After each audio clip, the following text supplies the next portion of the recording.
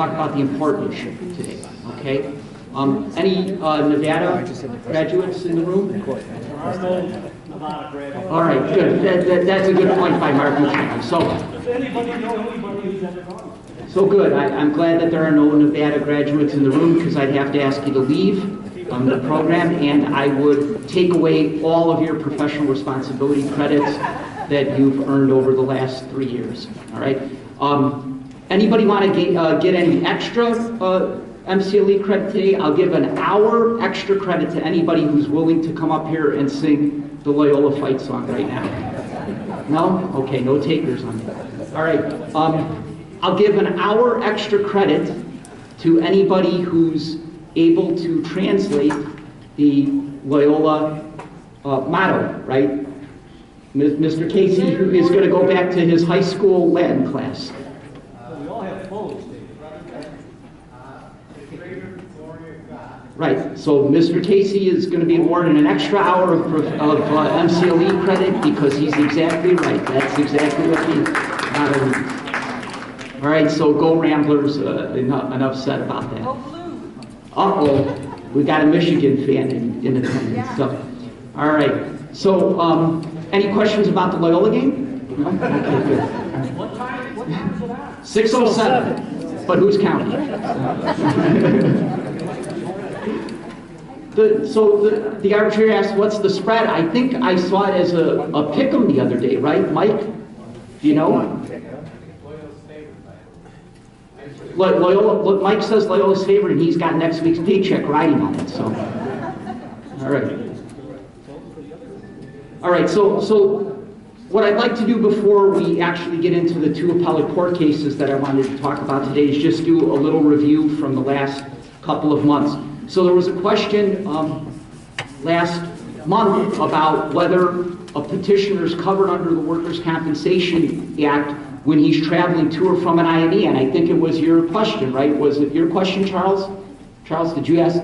No, I thought I remembered you asking this question. I'm probably misremembering that. But the issue came up. Remember, we were dealing with a commission case about a petitioner claiming that while she was going to maybe employer-directed medical treatment, right, was she covered under the Workers' Compensation Act? And there was a question in that case about whether it was really employer-directed or wasn't it employer-directed. But at the end of the day, what the commission decided in that case was that she was not covered when she was traveling to go get that medical treatment. And then the question came up, are you covered when you're going for an IME? Because that seems to be employer-directed. And I said, yes, I think you're covered. And it was pointed out to me, oh, it was actually John Walker. John Walker pointed out to me, no, you're wrong, Dave. And sometimes even I have to admit that I'm wrong. He pointed out that there was actually some Supreme Court authority on this issue, and he sent me the Supreme Court authority, and this is the case. So it's the Menard case from 2010, which goes along with a 1948 Supreme Court case called Ski Glass, which is cited up here. And both of these cases say that when a petitioner is traveling to or from an IME, they're not covered under the Workers' Compensation Act. Okay, so this seems to be, with the 1948 Supreme Court case out there, this seems to be pretty well settled law, although I thought the conclusion was the opposite. So any questions about that? Yes?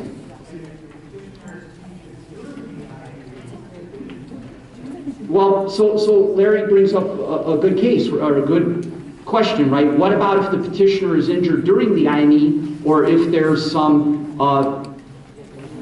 I hesitate to say the word with Rush, with Midwest Orthopedics at Rush here, malpractice during the IME, release to return to work too soon or something like that, right? The case law is pretty well settled on that too, right? The case law is that at the IME being part of the workers' compensation case, it's part of the workers' compensation case, and there is no separate cause of action against a Section 12 evaluator, right? Rich, so Andrew says, Dr. Matz, I remember it being the Chicago Bears doctor, right? It was Dr. Fox, right? So I think there was a case called, somebody versus Dr. Fox, and it's pretty well decided that there's no separate cause of action against a Section 12 evaluator.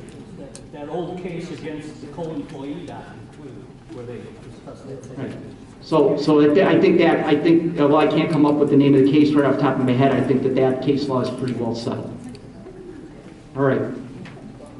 The other case that I wanted to just quickly review again for us is a case that we did back in January, an appellate court case, the Perez versus Workers' Compensation Commission case, which had to do with this phrase negotiated rate that exists in Section 8A. Because the more I look at this case, the more questions come up in my own mind about how this case is going to be applied in the future, and I thought I might just throw some of those questions out there and maybe even get some answers back from you all about how this case is going to be applied.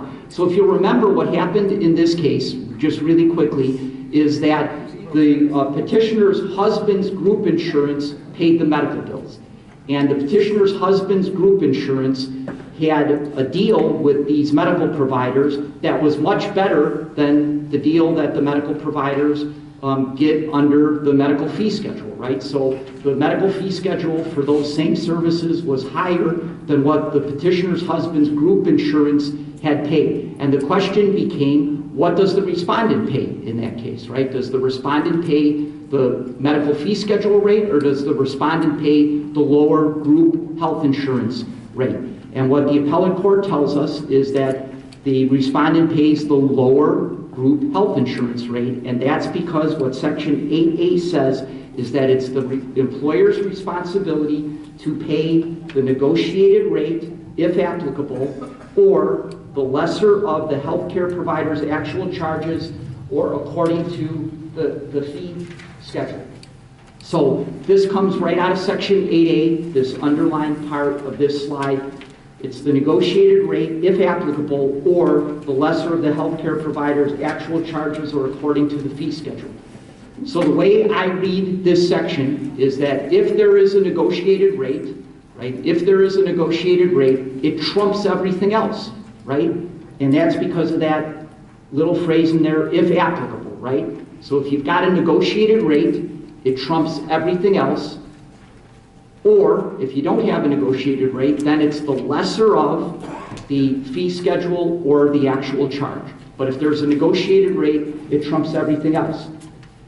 Which led me to come up with this question, which is, what if the negotiated rate is actually higher than the fee schedule? So does anybody have an opinion about that? Fran, I think before we've had this kind of interchange. What do you think about that? I always say based on the lowest rate. Okay. In other words, if it's the negotiated rate is higher than they pay the fee schedule, that's lower. So I always submit the least amount so that I don't get. Okay. So what Fran says is that it's always going to be the least amount. So you have to analyze three things now, right? When you have a negotiated rate, you have to look at the negotiated rate, you have to look at the fee schedule, you have to look at the actual charge, right? Pick the lowest one, right? And that's what becomes the respondent's responsibility to pay, right? Or if it's an HA situation, which this one wasn't, Perez wasn't an HA, right? Because it was the husband's group insurance, right? It wasn't an HA situation. Or if it's an HA situation, to reimburse, to hold harmless the petitioner at that lower rate, right? Okay, does that make sense to everybody?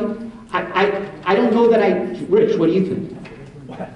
First of all, I think the appellate court in the Tower Automotive case created a fiction that doesn't exist anywhere in statute or in precedent. In fact, in that case, when it was going up, the current state of the law at that time was, as the arbitrator found in that case, that you award all of the benefits because there's no third-party beneficiary rule that would apply to the employer. If they sit on their hands, deny the claim, and don't pay the bills, and then a stranger to the equation pays the bills as they did in Tower Automotive, the law at that time was the $160,000 that was the actual amount of bills should have been paid, not the contract rate that, in my case, it was a wife's insurance that paid $58,000. So Here's the hooker. Windfall. If there's going to be a windfall for the working stiff, they're going to find a way to screw them. And that's what they did. All you have to do is read the Tower Automotive case. And Hoffman, who wrote the opinion in that case, refers to the fact that, oh, this is a dead issue because now we have the fee schedule. I don't know what he was thinking, but if you can discern what the logic is in that discussion, in that dicta, please let me know, because I still don't know what's going on. In this Perez case, that just says an employer can sit down and see what happens, right? So Rich brings up a lot of good points, and one of which was even talked about when we first talked about this case in January, which is this idea that doesn't this encourage an employer to perhaps not pay the bills under workers' comp, see if it can get a better deal by having a group carrier, whether it's the spouse's group carrier or the HA carrier, pay the bills, and therefore avoid get a lesser obligation under a negotiated rate that the employer has not negotiated. Yeah, Mark. Two things. One's an observation. Tens of millions of dollars, maybe hundreds of millions of dollars are paid to workers' compensation annually. That's my observation. Employers do not sit back waiting. Number two, I beg to differ slightly from Richard in that there's not supposed to be a windfall to anybody. So to an extent I agree, because the petitioner himself would not be getting a windfall. It's the doctor who would be paid at a different rate. So if it's higher and the doctor is being entitled to more, as he perhaps would have been, I think would have been in Tower Automotive, fine. But the petitioner would not and should not have been receiving a windfall. It's all about how much the doctor gets. What section of the statute says no windfalls are allowed? Is there a provision that I missed? So the question is what section of the statute says that no windfalls are allowed? I'm going to show you a slide here just in a second, which is Rich says, the appellate court says that no windfalls are allowed. What the logic of that is, you'll have to, next time you're having lunch with Justice Hoffman, you'll have to. So let me. When he has lunch with me, I'll tell him no one's supposed to get a windfall and nobody is getting a windfall. But before I leave this slide to get into those issues, I just want to point out one thing, right? I think that phrase, if applicable here, has to mean something, right? Otherwise it's surplusage, right? So I think it has to mean something. And I think personally what it means, and I'm probably wrong, as I often am, but I think what it means is that if there is a negotiated rate, it trumps everything else, right? Otherwise, why would that, if applicable, be there, right? The negotiated rate, if applicable, or this other equation, the lesser of the other two things, right? We've got to figure out, as the appellate court has repeatedly told us, we've got to figure out a way to give meaning to the words that are in these statutes, and that's at least one possible meaning. Yes. Go. One thing is this avoids the reality of the situation, because any healthcare provider is going to tell you that work comp is an exclusion. They're going to tell you that you're not allowed to do that, and no one justice ever goes in and talks to them. And you would have to a petitioner on this end, tells the petitioner to negotiate with healthcare, and healthcare sits back and can't do nothing. This avoids any reality at all, because if the healthcare sits back and says, we're not doing this, we don't want to negotiate, we can't take it, they don't understand any of it. And that's what this case avoids, this reality in dealing with any of these cases. Because if they have a justice calls up the car and negotiates anything, I need to know that way. So that's a good point. That brings us right into this slide, and let me just go through this slide before we have any more questions. So the question then becomes, under the Perez case, what is a negotiated rate, right? What's the if this negotiated rate perhaps is going to trump everything else, what is the definition of a negotiated rate? Well, first of all, what the appellate court tells us in Perez is that it doesn't have to be negotiated by the employer, right? As Rich said, a third party who's a stranger to the case or a stranger to the equation, a third party, Blue Cross Blue Shield, United Healthcare, whatever that group carrier might be, who's not involved in the workers' compensation case at all, they negotiated that rate with the doctor.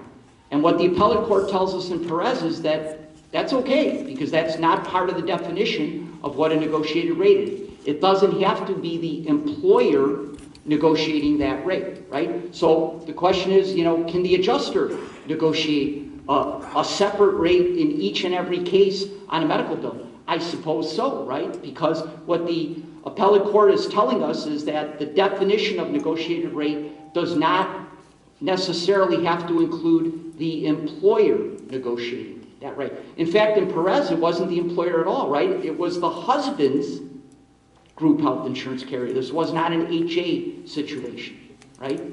So what's the next part of the definition? Well, I don't know, but maybe this next bullet point, which comes right out of the case itself, gives us a little bit of a clue about what the definition of a negotiated rate is. We already know it doesn't have to be negotiated by the employer, but what the appellate court tells us is that the goal, the purpose of the Workers' Compensation Act is to get an injured worker medical treatment.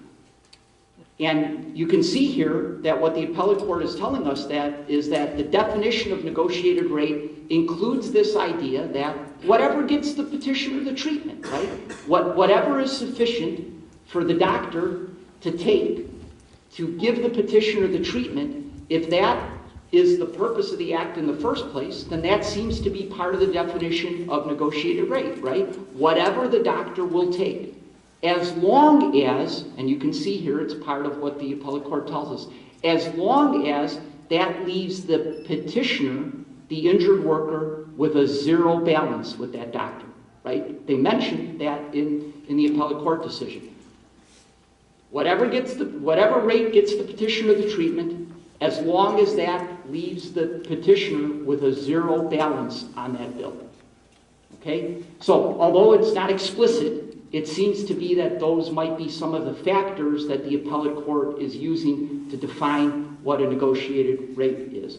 And then, of course, here's what Rich has already brought up, right? The appellate court says to do anything else where it leaves that petitioner with a zero balance, to give the petitioner any more money than that, gives the petitioner a windfall, and we don't believe that that's what this act is all about. The act is supposed to give petitioners medical treatment, not give them a windfall.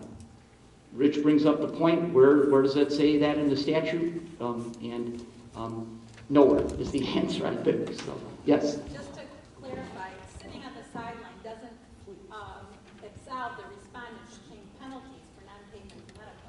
I think that's important to remember. Right, so Fran brings up a great point, right? That sitting on the sidelines does not absolve you from, does not absolve a respondent from penalties. But don't forget there's the provisions now in the penalty sections that say if they pay it under Section 8J, that's at least a consideration in whether there should be penalties on the medical, right? So if it, right, that's explicit now in Section 19L and 19K, right? If they pay it under Section HA, doesn't mean that a respondent automatically gets absolved of penalties, but it's at least a consideration that the commission and arbitrator should take into account when deciding whether penalties are awardable. Yes?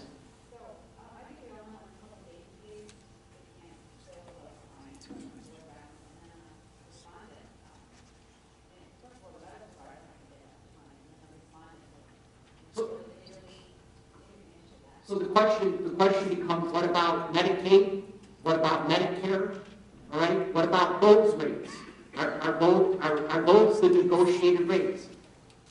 I would submit to you that if the definition doesn't have to be negotiated by the employer, whatever the doctor will take to give the medical treatment, leaving the petitioner with a zero balance, if that's the definition, I'm not sure it is, but if that's the definition, then I think that those rates might fall under the definition of a negotiated rate. Yes?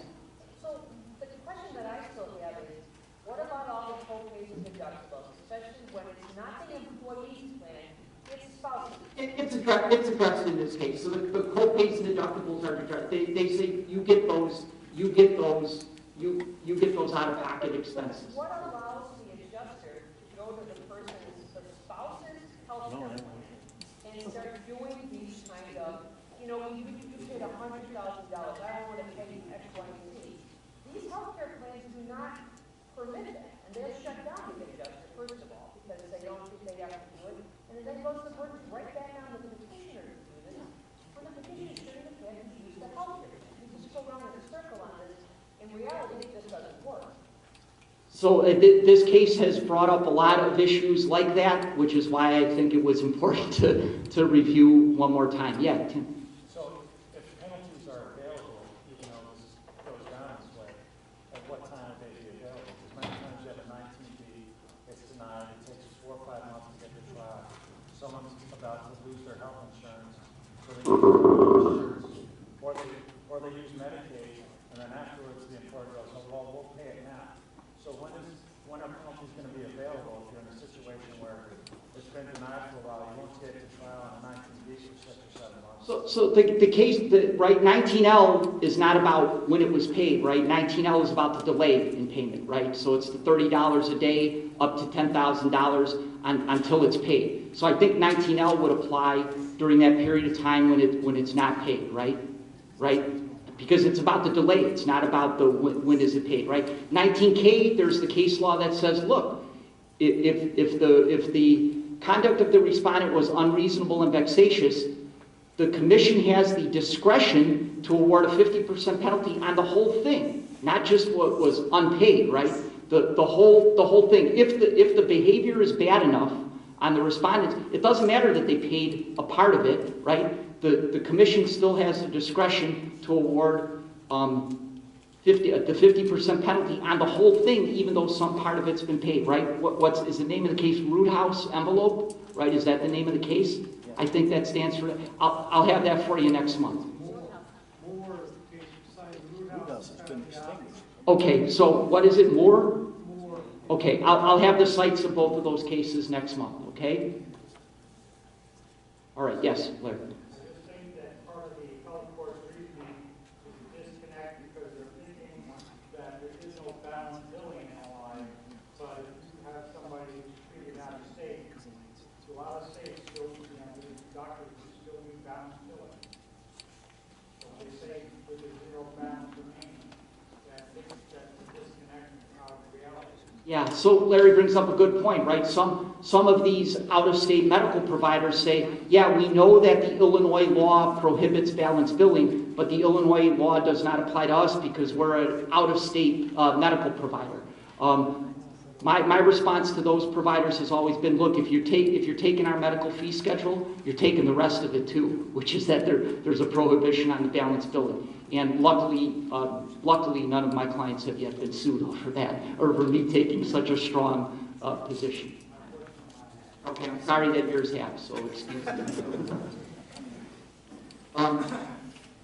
So I think I said that 19L has that provision about allowing the commission to take into account whether it's been paid under 8J. It's only 19K that has that. Sorry, I misspoke. It's only 19K that has the provision that says, when determining whether this subsection K shall apply, the commission shall consider whether an arbitrator has determined that the claim is not compensable, or whether the employer has made payments under section 8J. Right? So it allows the commission to take that into account in the 19K 50% penalty situation. Okay. Good. I'm glad we reviewed this case again. It's brought up a lot of really important questions. So let's get on to some new cases that we're going to be talking about today. So the first case is Dobbs, Fire, and Auto versus Workers' Compensation Commission. And this is the case that kind of puts the nail in the coffin of this idea that judgment interest under section 2-1303 of the Code of Civil Procedure applies after the commission decision. Okay?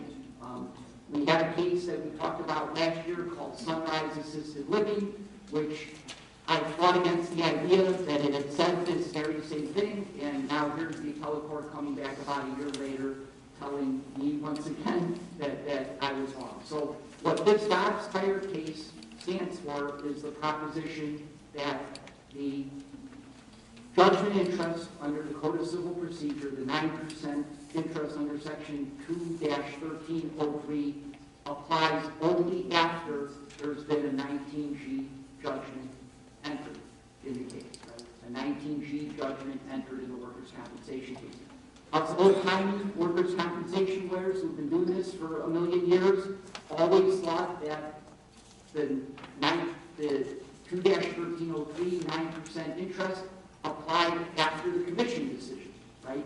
That you didn't have to have a judgment that you know, the interest started running from the time of the judgment interest of 9% started running after the commission decision. Sunrise Assisted Living said that was not the case.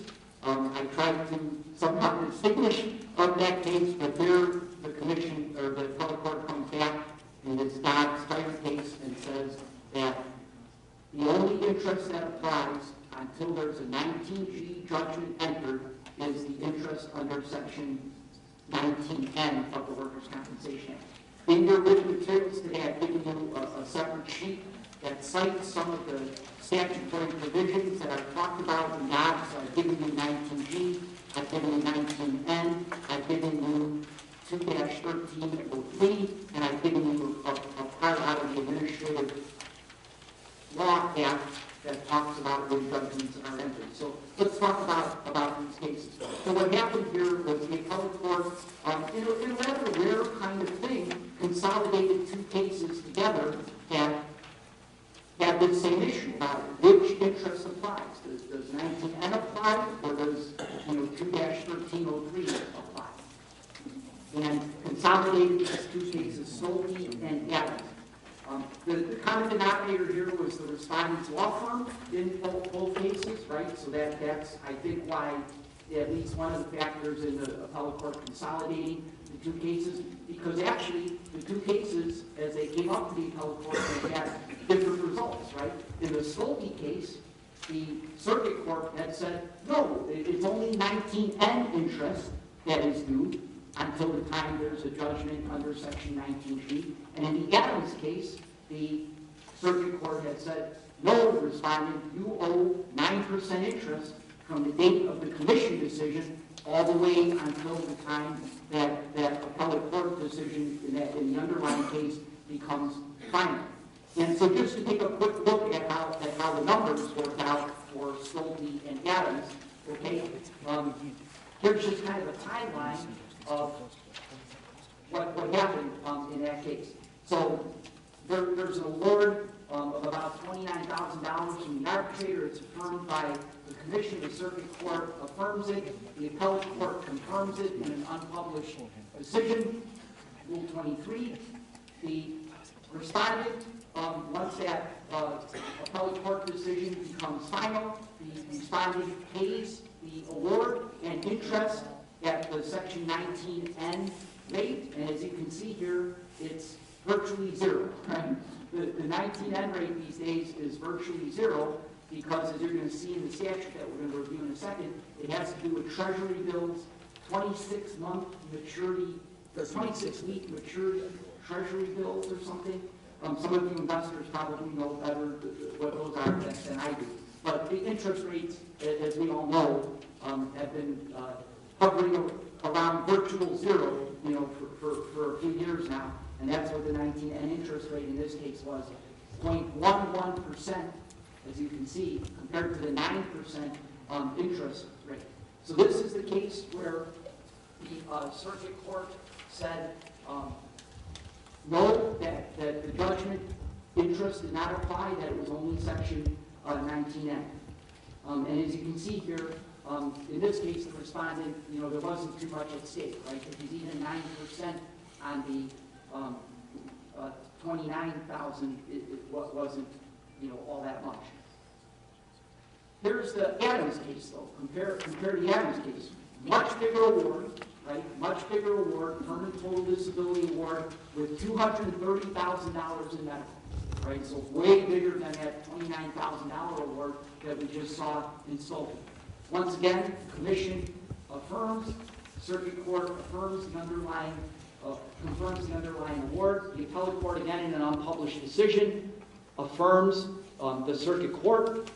And again, the respondent, once they get the bad news from the appellate court, the respondent steps up and pays, right? But this time, the respondent pays the 19N interest, right, at 0.13%.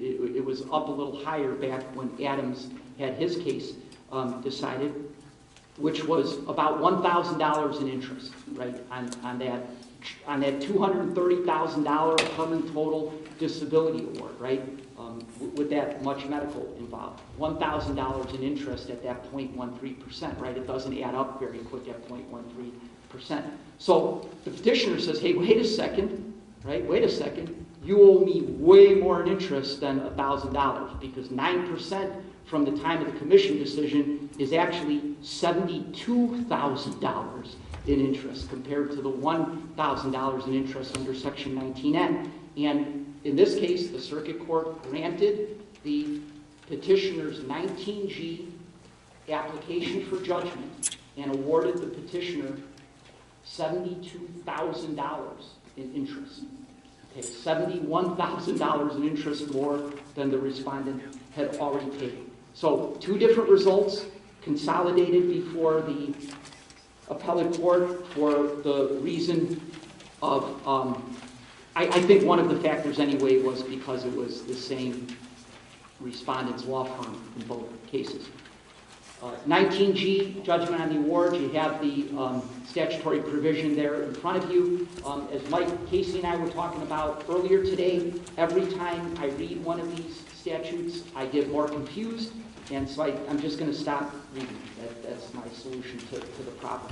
But you can see here that according to Section 19G, you can't even apply for a judgment, right? You can't even apply for a judgment on the underlying commission award until the commission decision has become final when no proceedings for review are pending. All right? So the question that this raises for me is an appellate court, is a proceeding in the appellate court, is that technically a proceeding for review? I get confused, right? Because I've always thought that a proceeding for review is what we file in the circuit court, right? That's called a proceeding for review. I'm not sure that what we file, that the notice of appeal that we file in the appellate court is called a proceeding for review. So is there an argument to be made that the decision becomes final and that you can apply for a 19G after the circuit court confirms the commission's decision? I don't know. Maybe I'm going to try that argument at some point in the future once I've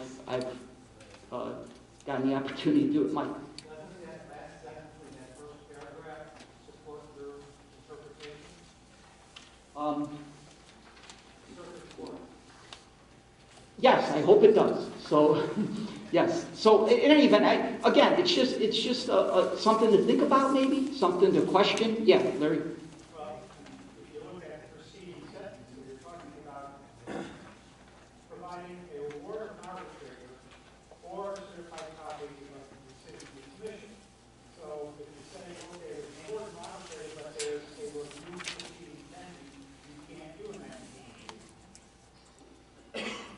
So the context of that phrase is much more important than this underlying no proceedings. Okay. So Larry says that. Larry says. Larry said it goes. Sure, of course. Right? So here's Section 19N, which of course you have a copy of there too, and pretty clearly, right? This says that the 19N applies from the date of the arbitrator's decision, right? So this is what the appellate court had looked at when they looked at Section 19N in the Dobbs case. Here's the Section 21303 interest provision, and as you can see here, that runs from the date of judgment, right? When judgment is entered on any award, right? Okay. Father Radicevich is a case that's cited in the Dobbs case. If you haven't read Father Radicevich for a while, go back and read it because it's a super interesting case. I think this is the question you asked, Charles, right? Last week or last month you asked, when do benefits accrue, right? Do they accrue from the date of the injury, or do they accrue from the date of, maximum medical improvement, or when last TTD was paid? There are some people who say that the Father Radicevich case stands for the proposition that permanency benefits begin to accrue on the date of the injury. And that's this last part that I've underlined here in the Father Radicevich case, where it says, as to all amounts not included in the Section 19G judgment. So there are some people who say that permanency benefits begin to accrue on the date of the injury, and they cite the Father Radicevich case for that reason. So let's get back to the underlying case now that we've taken a couple of those little diversions there. So Dobbs says, look, the only issue involved in these two consolidated cases as they go up is which interest rate applies, right? Is it the 9%, $72,000 interest rate, or is it the 19N, virtually zero interest rate?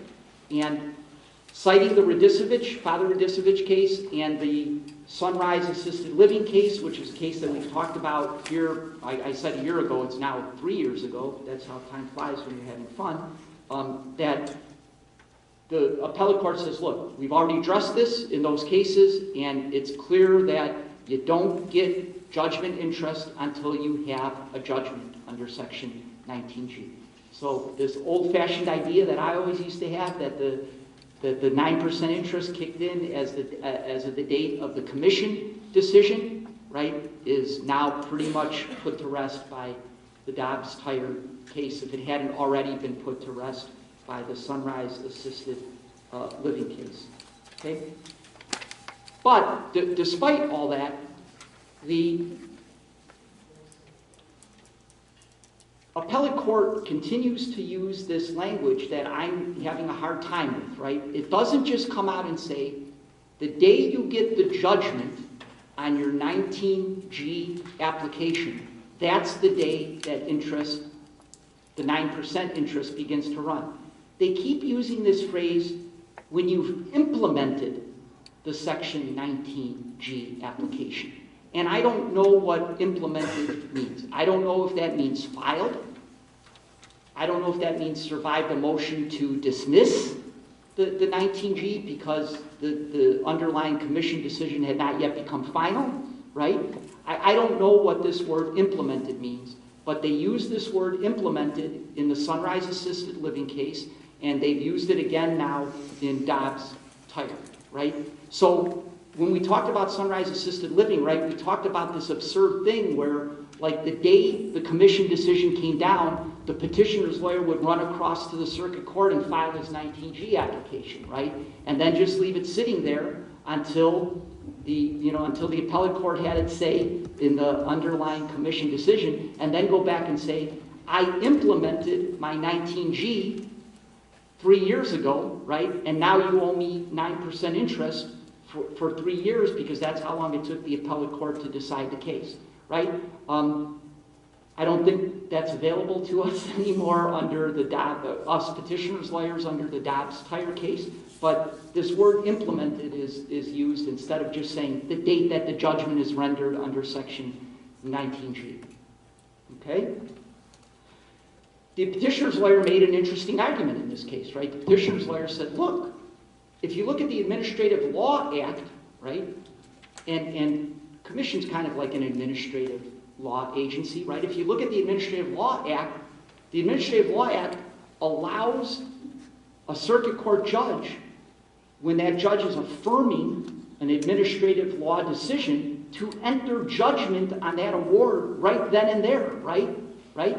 So wouldn't that be a great thing? Like you go across the street and, Judge McGing says to you, congratulations, Dave, I'm affirming your great commission decision, right? And I say, great, Judge, how about entering judgment on that right now so I can get this so I can get the 9% interest running from now? Well, the appellate court says, yeah, that may work in the Administrative Law Act, okay, but the Workers' Comp Act is not the Administrative Law Act. In fact, it tells us, once again, right, what's that phrase? That the Workers' Comp Act is sui generis, right? It's its own thing, right?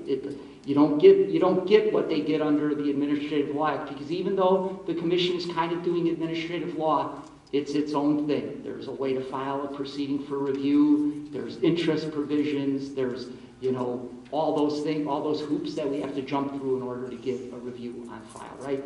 And here's what the Administrative Law Act says, you know, about the circuit court judge being able to enter a judgment when he affirms that administrative law decision. We don't have that in the Workers' Comp Act, but it would be nice if we did, wouldn't it? So, at least for us petitioners. So, all right, any questions about Dobbs? All right, yes, Mark. Just as quickly, so I'm convinced about this, I wasn't before your presentation. Uh-oh. What are you saying Boy, I'm gratified that he's... 9% interest is fundamentally a dead letter in the typical case where it goes from commission to circuit court, to the appellate court.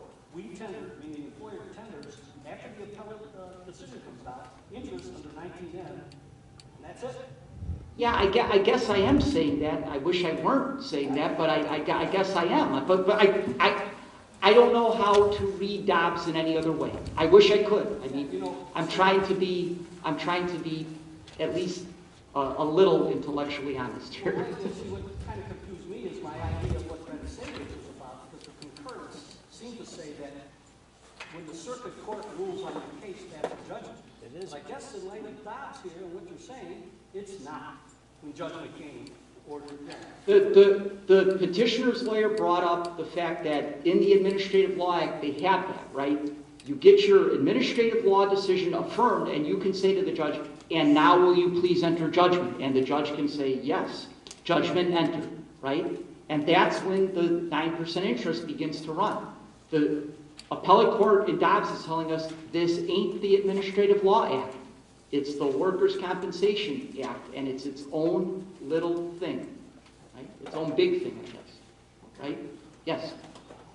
So basically, what the appellate court is saying is that once they rule that they can say you had a pumping case, and despite you owe all this money, 19 will still not kick in unless you run in and file an EG. No, not at all, because in this case, in both the Stolte and Adams case, the respondent tendered the 19N interest, right? As soon as that appellate court decision became final, the respondent tendered the 19N interest. It was only $1,000. They were like, yeah, here, we'll pay that out of our pocket, right, for delaying this case for 3 years, right? So they tendered the 19N interest, right? So the question wasn't whether the 19N interest had been tendered. The question was, am I entitled to more than the 19N interest? That's 9% interest. But specifically required now to implement the 19G, even after the appellate court has said, you've won, you're entitled to this judgment, but you haven't gone through the implementing of 19G to get 9%. Yeah, I mean, so the question becomes, if you're not paid what you think you're owed under an award that is final, can you file a 19G? The answer is absolutely you can. I cited in the Father Radicevich case, you don't even have to make a demand, right? When that thing becomes final, right, you don't have to make a demand, pay me what you owe me, including interest, right? What Father Radicevich says is that if they don't pay you, you can go file a 19G, right? You can go file a 19G. So if they haven't paid you even the 19N interest, of course you can file a 19G. And you don't even have to make a demand for it. But that's what the Father Radicevich case says. You can just file it. The day that appellate court decision becomes final, file it. But you know what? They're going to come into court and say, here's the check, right? Here's the check, right? You were a week early on filing your 19G. The check was in the mail, right? You see, does that make sense? No? Yeah, you give 0.1%, which is... See, I don't know what they mean by implement, because if you look at 2-1303, 2-1303 runs from the date of judgment, not from the date that you filed the PI case, right? It runs from the date of judgment, right? Yes? The risk of repeating myself, your argument that review means review, you file the 19G when review is filed. And the last sentence of that first paragraph talks about subsequent change based upon what happens in the circuit court or on appeal. So you implement 19G when review is final, you get yourself all set up. That's So it's me and you against the world, Michael. Let's go. Come on. All right. Good. Okay, so let's really quickly get into this Reckenberg case. And the reason why this case is it's a highly factually dependent case. It's a manifest weight case. But the reason why it's so interesting is that this is one of these cases where it got flipped every time it went to a different level, right? So in this case, the arbitrator writes the award, awards the petitioner's benefits. The commission reverses the arbitrator, takes the benefits away from the petitioner.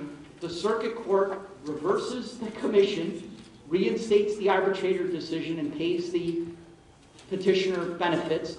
And then the appellate court comes in and reverses again and says, no, the commission was right, this petitioner shouldn't get any benefits. Really quickly, this is a case where petitioner had a prior fall at home the month before she alleges an injury date at the employer. It's unclear whether she at first is alleging a repetitive trauma workers' comp case or a specific injury case. That gets kind of confusing. And ultimately, the commission, even though her treating doctor says that there's a causal connection and there's an injury in his deposition, Dr. Atlury says, I don't think so. I think this is all related to the fall that she had at home a month before she alleged the work injury. The commission ultimately finds on those facts that the petitioner is not entitled to any workers' compensation benefits, okay? So this case gets all the way up to the appellate court because the circuit court reverses, reinstates the arbitrator's decision, and now the respondent brings the case to the appellate court, right? So what's interesting about this case is that there's a discussion regarding the standard of review, and I know it's kind of boring to some people, but it rings my bell, so you're going to have to listen to me talk about the standard of review again, okay? So the appellate court addresses this clearly erroneous standard, right? This mixed question of fact and law, which we've all heard about. In fact, if you're as old as me, you probably heard Judge Alexander White lecture about this at the CBA, and us workers' comp lawyers would walk out of there going, what is he talking about? I don't even understand this, right? Our heads would be spinning. So this clearly erroneous mixed question of fact and law standard, right? What the appellate court does in Reckenberg is put that to rest in the workers' compensation arena, right?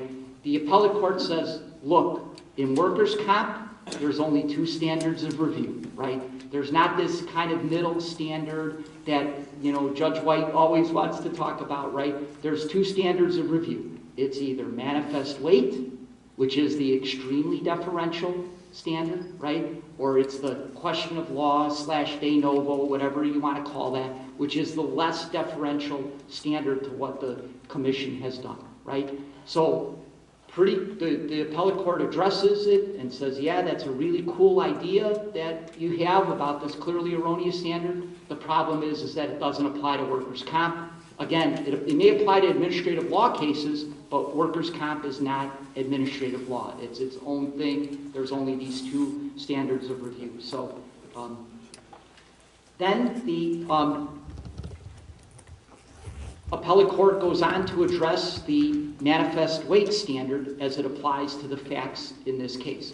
And once again, even though the circuit court had reversed the commission decision and had awarded the petitioner benefits, the appellate court is pretty clear on saying, when we review it, we're not reviewing the circuit court decision, right? The appellate court reviews the commission decision no matter what the circuit court has done in between. So if you're ever standing in front of the appellate court and you're talking about why the circuit court decision was wrong, you're making the wrong argument, and one of those judges, his name is Hoffman, is going to call you on it. Okay? So don't make that mistake. When you're reviewing when the appellate court is reviewing something, it's always reviewing the commission decision, not the circuit court decision. And the appellate court says, look, in this case, the commission was right. Okay, the commission was right because the manifest weight of the evidence supports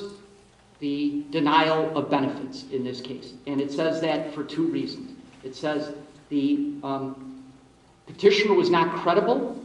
Okay, one of the reasons the petitioner was not credible was that she attended her treating doctor's evidence deposition, right? She attended it. She heard what the treating doctor had to say, right? And what the commission found was that her testimony followed a little too closely with what the treating doctor had said, and that's why they found her to be incredible, because she had followed a bit too closely what the treating doctors had said the mechanism of injury should have been to cause the shoulder problem that she was having. The second reason that the commission and the appellate court found that the petitioner was incredible was that the petitioner, when she first filled out her accident report and when she first reported the injury to her medical providers, had talked about the case as if it were a repetitive trauma case, right? She didn't really pinpoint it to, she's a nurse, she didn't really pinpoint it to lifting one particular patient. She didn't really pinpoint it to any one particular point in time. She had talked about it being, repetitive lifting over maybe a few days or even a few hours on that one particular day. Later, when she heard what her treating doctor had to say in his evidence deposition, and he said, I would like this case a lot better if it were a specific injury case rather than a repetitive trauma case, she testified before the arbitrator as if it were a specific injury case, even though there were some incident reports and reports to her medical providers that seemed to indicate that previously she thought it was a repetitive trauma case. All right? So maybe a little lesson for us lawyers here on both sides, right? You got to kind of stick with the story that you first told. Otherwise, maybe you're going to be found to be incredible. I think they call that impeachment or something, right? So, all right. Any questions about this case? We have one of the lawyers who was involved here, so I'm sure he'll be happy to answer any questions, right, Robert? Sure. Okay. Any questions about this particular case? Any comments about this case? It wasn't as interesting as I thought it was, huh? All right. Good. All right. Well, hold on one second. Just a quick announcement, Oasis has a happy hour today. If you're interested, it's tonight from 6 to 9 at a location called Mama's Boy. I'm not familiar with it. 445 North Dearborn. So if you want to join Oasis for a happy hour tonight, that's tonight at Mama's Boy, 6 to 9. Thank you.